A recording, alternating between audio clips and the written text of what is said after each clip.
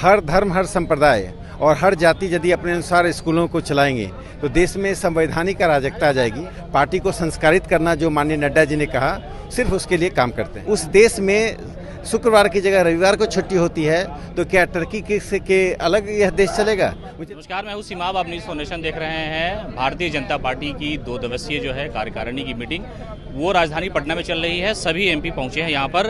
हमारे साथ बात करने के लिए राकेश सिन्हा बीजेपी एमपी है।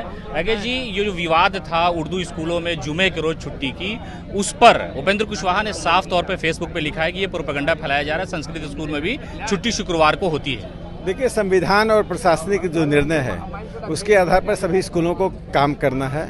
हर धर्म, हर संप्रदाय और हर जाति यदि अपने अनुसार स्कूलों को चलाएंगे तो देश में संवैधानिक अराजकता आ जाएगी। संवैधानिक अराजकता के जो पक्षधर हैं वही शुक्रवार को छुट्टी का समर्थन करेंगे।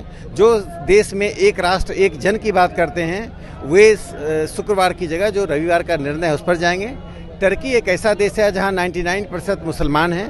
उस देश में शुक्रवार की जगह रविवार को छुट्टी होती है तो क्या टर्की के अलग यह देश चलेगा? मुझे लगता है सेकुलर डेमोक्रेसी के अनुसार देश चलना चाहिए। यहाँ पर एक सवाल और, आप राष्ट्रीय अध्यक्ष जेपी नड्डा जी ने कहा कि हमारी लड़ाई तो जो छोटी पार्टियां हैं या उनका वर्चस्व जैसे समाजवादी पार्टी है या आरजेडी यहाँ पर, तो क्या लगता है कि नीतीश कुमार से अगर भविष्य में आप लोगों की राजनीतिक लड़ाई होगी तो उनको आप मानते नहीं कि हमारे सियासी दुश्मन होंगे? देखिए, ये काल्पनिक सवाल है। ये राष्ट्रीय नेतृत्व ही इस पर बात कर सकता है। हम लोग तो कार्यकर्ता के नाते अपनी पार्टी को समृद्ध करना, पार्टी को संस्कारित करना जो माननीय नड्डा जी ने कहा, सिर्फ उसके लिए काम करते हैं। अगले चुनाव में मिलेगा बहुमत बिहार से, साथ रहें नीतीश के या न रहें तो? देखिए, अभी तो हम सिर्फ अपने संगठन को समृद्ध करना और अपने व्यक्तिगत आचरण को संस्कारित करना, इन्हीं 2 पक्ष को लेकर काम कर रहे हैं। और इसी हमारी लड़ाई वैचारिक होती है, देश को विचारधारा के अंतर्गत लाने का होता है।